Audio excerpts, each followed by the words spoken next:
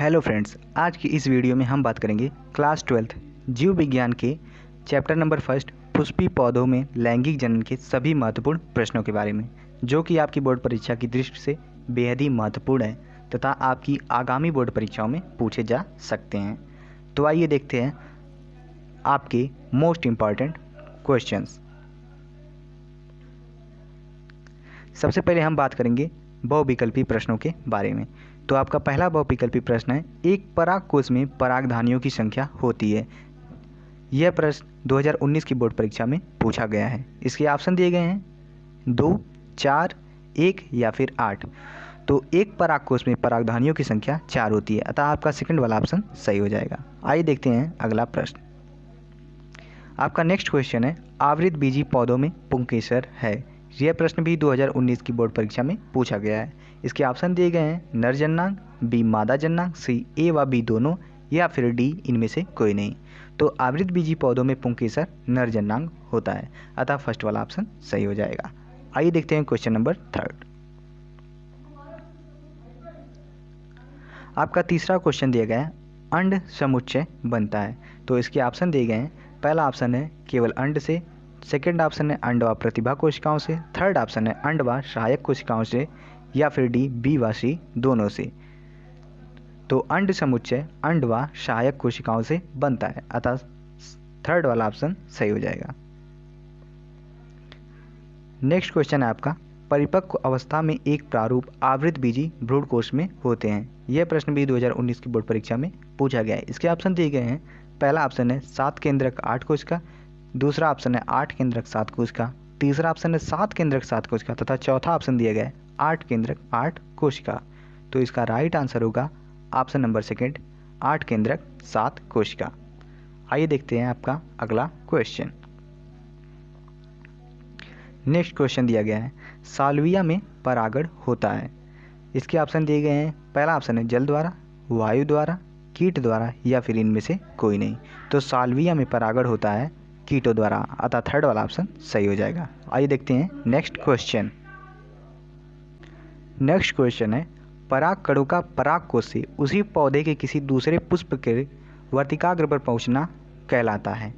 इसके ऑप्शन दिए गए हैं ऑटोगामी, बी जेटोनोगामी, सी जीनोगामी या फिर डी क्लिस्टोगामी।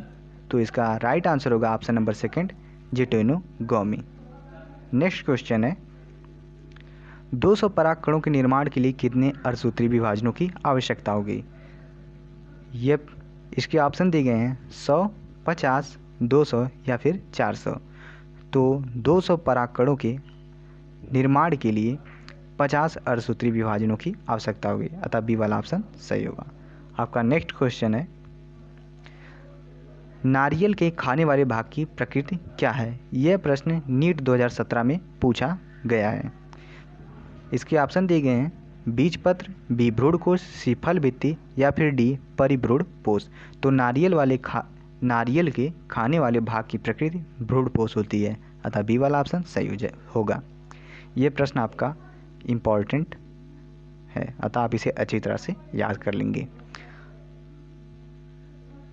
आइए अब देखते हैं पुष्पी पौधों में लैंगिक जनन के लघु उत्तरीय प्रश्नों के बारे में, जो कि आपकी बोर्ड परीक्षा की दृष्टि से मोस्ट इम्पॉर्टेंट है तथा पिछली बोर्ड परीक्षाओं में पूछे जा चुके हैं। पहला प्रश्न है, 2 आभासी फलों के नाम लिखिए। ये प्रश्न इम्पॉर्टेंट है तथा 2019 की ही बोर्ड परीक्षा में पूछा गया है। तो आपको 2 आभासी फलों के नाम 2 नंबर में पूछे जा सकते हैं। तो 2 आभासी फल होंगे सेब तथा दूसरा आभासी फल होगा नाशपाती। नेक्स्ट क्वेश्चन है, परागकण का चित्र बनाइए तथा उसमें पाई जाने वाली कोशिकाओं के नाम लिखिए। आपका क्वेश्चन नंबर 3 है, पर परागण के प्रमुख लाभ व हानियां बताइए। आइए देखते हैं आपका नेक्स्ट इम्पॉर्टेंट प्रश्न, एक प्रारूपी आवृत बीजी बीजांड का सचित्र वर्णन कीजिए। नेक्स्ट क्वेश्चन, द्विनिषेचन से आप क्या समझते हैं, इसके महत्व बताइए। ये सभी 5 प्रश्न बेहद ही इम्पॉर्टेंट है, अतः आप इन सभी प्रश्नों को अच्छी तरह से तैयार कर लेंगे तथा ये आपकी आगामी बोर्ड परीक्षाओं में पूछे जा सकते हैं। आइए अब देखते हैं आपके दीर्घोत्तरी प्रश्नों के बारे में। आपका पहला दीर्घोत्तरी प्रश्न है, मादा युग्मकोद्भिद के विकास का सचित्र वर्णन कीजिए। ये प्रश्न आपका मोस्ट इम्पॉर्टेंट है तथा कई बार बोर्ड परीक्षाओं में पूछा जा चुका है। नेक्स्ट क्वेश्चन है, ब्रॉडपोस्ट किसे कहते हैं? ब्रॉडपोस्ट के प्रकारों का वर्णन कीजिए। ये प्रश्न भी मोस्ट इम्पॉर्टेंट है तथा पिछली बोर्ड परीक्षा में पूछा जा चुका है। आपका नेक्स्ट क्वेश्चन है, गुर बीजाणु जनन का वर्णन कीजिए। ये प्रश्न भी इम्पॉर्टेंट है। तो आपके जितने भी इस चैप्टर से इम्पॉर्टेंट क्वेश्चन बनते थे वही सारे इम्पॉर्टेंट क्वेश्चन आपको बता दिए गए हैं, अतः आप इन सभी प्रश्नों को अच्छी तरह से याद कर लेंगे। आपकी आगामी बोर्ड परीक्षाओं के लिए ये सभी प्रश्न बेहद ही महत्वपूर्ण हैं। हमें उम्मीद है कि आपको ये वीडियो ज़रूर पसंद आई होगी। अगर आपको वीडियो पसंद आई हो तो वीडियो को लाइक ज़रूर करें तथा चैनल को सब्सक्राइब करें।